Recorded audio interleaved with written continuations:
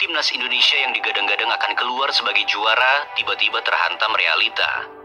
Thailand secara mengejutkan unggul 1-0. Waktu menunjukkan menit ke-82. Kala itu sayap Garuda hampir patah. Semangat mulai padam dan tubuh para pemain mulai kalah oleh waktu. Lalu muncullah sosok pemain ini.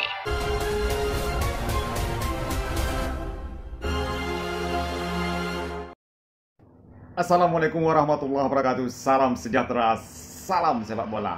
Halo guys, apa kabar? Tentu Anda dalam keadaan sehat dan berbahagia bersama keluarga tercinta dimanapun Anda berada.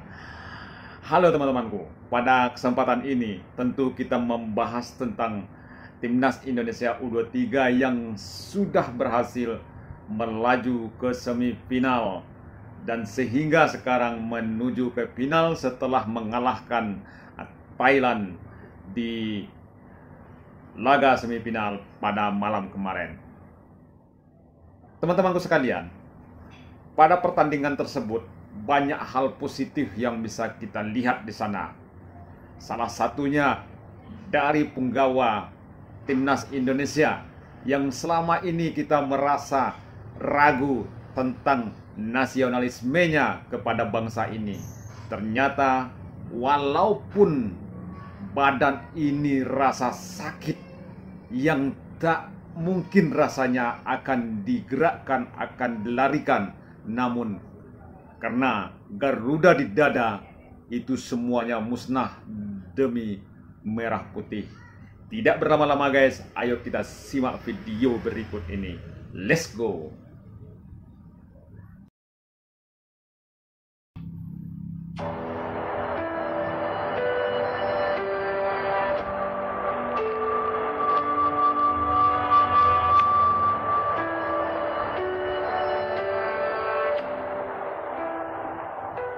Jika kalian pernah bertanya-tanya tentang mengapa mereka yang tak lahir di tanah ini justru bisa merebut hati jutaan supporter Timnas Indonesia, maka simaklah baik-baik momen ini.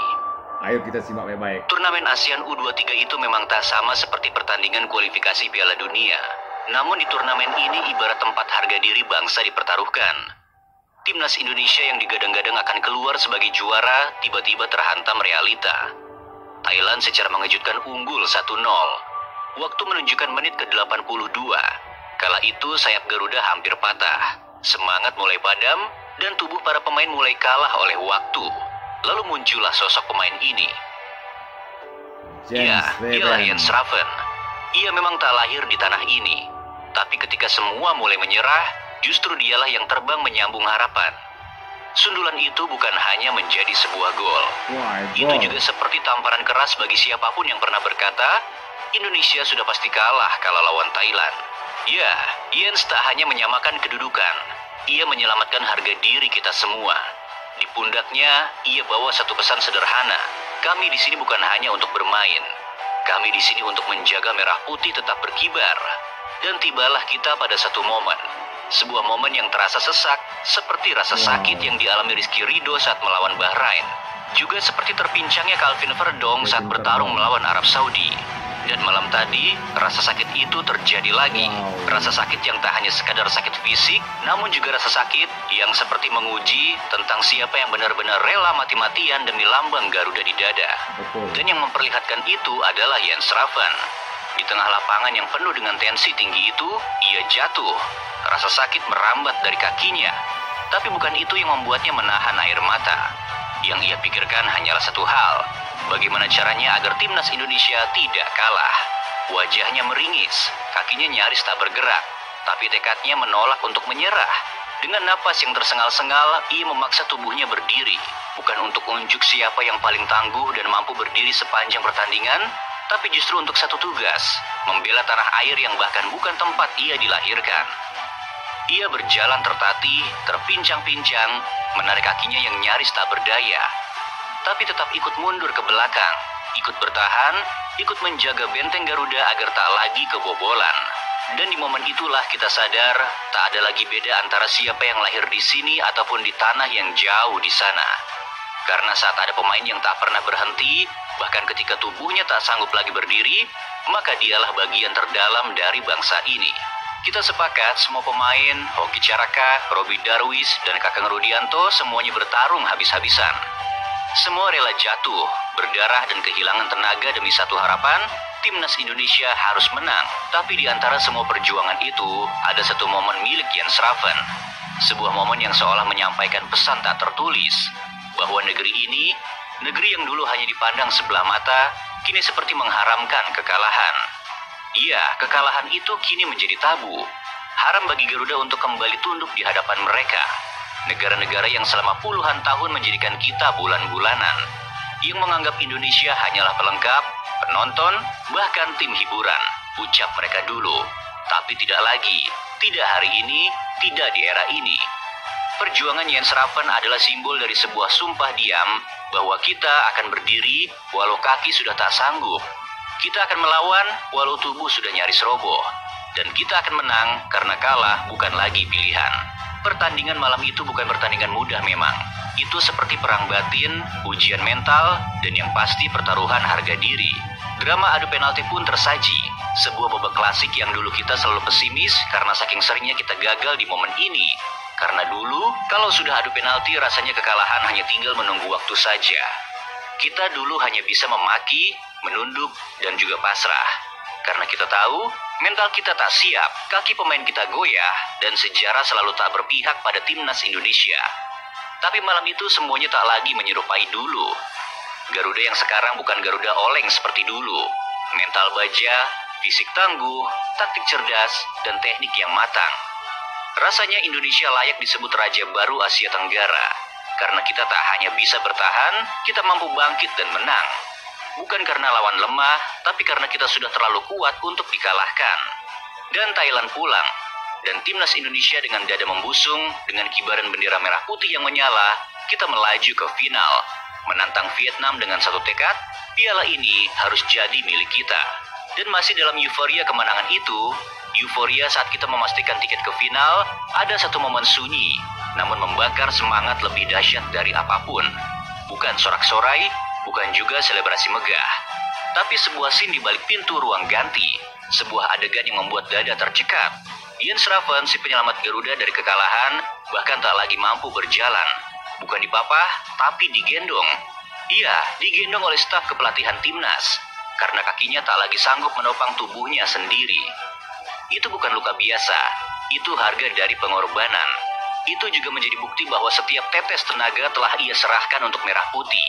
Tubuhnya mungkin tumbang, tapi semangatnya membuat satu bangsa berdiri. Dan dari pundaknya yang rapuh, kita semua belajar satu hal. Tak perlu lahir di negeri ini untuk mencintainya dengan sepenuh hati. Jens Raven bukan tanpa kritik. Ia terlalu sering dihantam label lamban, berat, bahkan malas bergerak. Ia dijudge bukan dari perjuangannya, tapi dari prasangka mereka yang tak tahu apa-apa.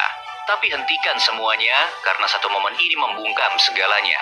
Lihat, bukan hanya mencetak gol, ia berlari kencang, adu sprint untuk menghentikan serangan balik Malaysia. Saat yang lain sudah kelelahan, ia justru menantang duel di lini belakang. Belum lama juga, Jens Raven kembali jadi sasaran. Bukan dari lawan, tapi dari bangsanya sendiri. Ketika ia mengumumkan bahwa musim depan, ia akan membela Bali United, hujatan pun mengalir deras.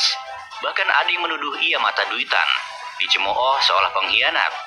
Kita begitu cepat menghukum, padahal tak pernah benar-benar tahu cerita di balik keputusannya. Kita lupa, dulu Elkan Bagot pun dicaci karena fokus membela klubnya. Tapi hari ini, Elkan sedang berdiri di gerbang kasta kedua Liga Inggris bersama Ipswich Town, membungkam semua suara sumbang dengan kerja kerasnya di sana. Dan kini, Raven pun memilih jalan sunyi itu. Mungkin di Eropa, ia terlalu muda untuk dipercaya, terlalu asing untuk diandalkan. Nathan Choaon, Marcelino, bahkan sang predator Ole Romani pun masih terseok untuk sekadar dapat menit bermain. Raven tahu, jika ia terus duduk di bangku cadangan, maka mimpi bermain di Piala Dunia hanya tinggal angan saja. Maka ia memilih jalan yang mungkin tak populer, tapi realistis. Ia pulang bukan untuk berleha-leha, tapi untuk bangkit dan membuktikan bahwa Garuda bisa terbang tinggi, bahkan dari tanah sendiri. Kemenangan ini bukan hanya milik para punggawa muda Garuda. Ada satu aksi diam yang menggema lebih keras dari sorakan supporter. Shane Patinama, pemain senior timnas Indonesia, membuat kita tertegun, terdiam, lalu angkat topi. Di saat para punggawa muda timnas berjuang di atas lapangan, Shane yang kini membela klub raksasa Thailand, Buriram United, memilih untuk tak bersembunyi. Ia ikut nonton bareng di tengah-tengah pemain Thailand. Iya, di tengah lawan. Dan yang paling membuat kita geleng-geleng kepala, ia tak ragu mengenakan jersey merah kebanggaan, jersey timnas Indonesia. Bukan hoodie, bukan kaos polos, tapi seragam tempur Garuda yang kata netizen, ini orang recall-recall di base lawan.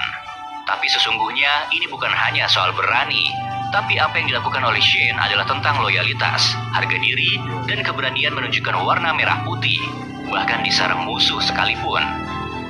Dan malam itu, Shane bukan hanya menunjukkan dia bagian dari kita. Shane juga menunjukkan bahwa jiwa Garuda tak pernah mengenal takut. Dan akhirnya kita sampai di sini, di babak akhir dari sebuah perjalanan yang tak pernah mudah. Perjalanan yang diwarnai cedera, cacian, dan rasa sakit, tapi juga diwarnai oleh harapan, kebangkitan, dan semangat yang tak bisa lagi diremehkan. Lihatlah mereka satu persatu. Ada yang berlari dengan kaki yang nyaris remuk. Ada yang tetap bertahan meski dicaci oleh bangsanya sendiri.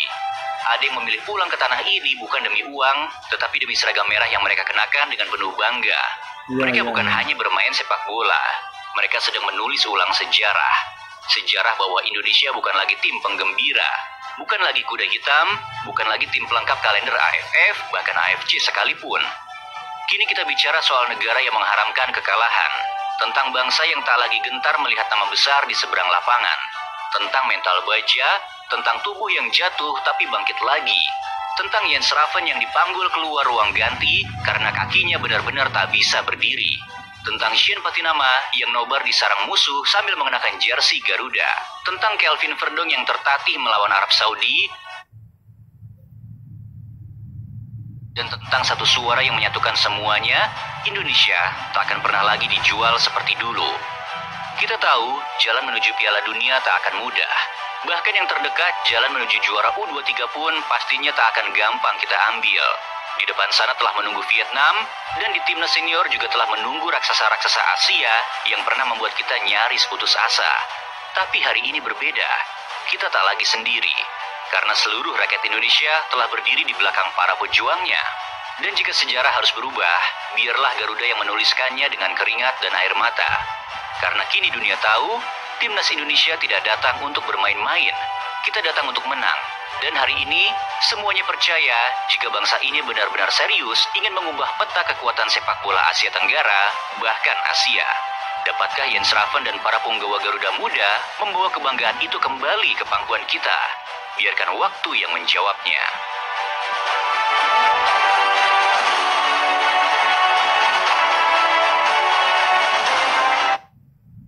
Oke guys, terima kasih channel Isam Sport ini. Saya dengan channel ini, saya senang. Ini narasinya sangat memberikan ilmu dan pandangan yang positif. Dari isi video ini guys, banyak hal yang bisa kita lihat dan banyak hal yang bisa kita pahami. Seorang Jens Raven tidak meski perlu lahir di Indonesia. Walaupun dia lahir di tanah Eropa, namun rasa nasionalismenya tinggi demi Garuda di dada. Berlari aja sudah tidak mampu, namun dia berusaha untuk menerobos rasa sakit tadi. Seperti juga yang lain-lainnya, Kelvin Verdong, Rizky Ridho pernah mengalami seperti itu. Dia hilangkan rasa sakit demi bangsa ini, demi nama bangsa ini. Jadi kita sebagai anak bangsa harus bisa memahami dan saling menghargai. Rasa nasionalisme itu bukan sekedar kita lahir di Indonesia saja. Dari keturunan-keturunan Indonesia yang di luar sana, yang sudah balik ke pangkuan pertiwi, malahan dia lebih tinggi rasa nasionalismenya daripada kita di sini. Terkadang kita lupa dari hal-hal yang seperti ini.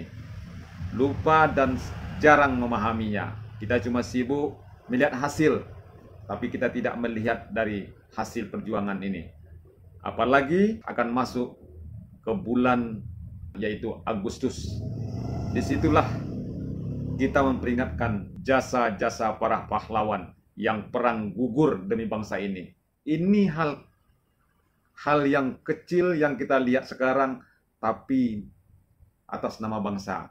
Jadi, teman-temanku semua, supporter Timnas Indonesia, mari kita bangun nasionalisme, kita dukung pejuang-pejuang yang ada di lapangan ini atas nama bangsa, siapapun orangnya.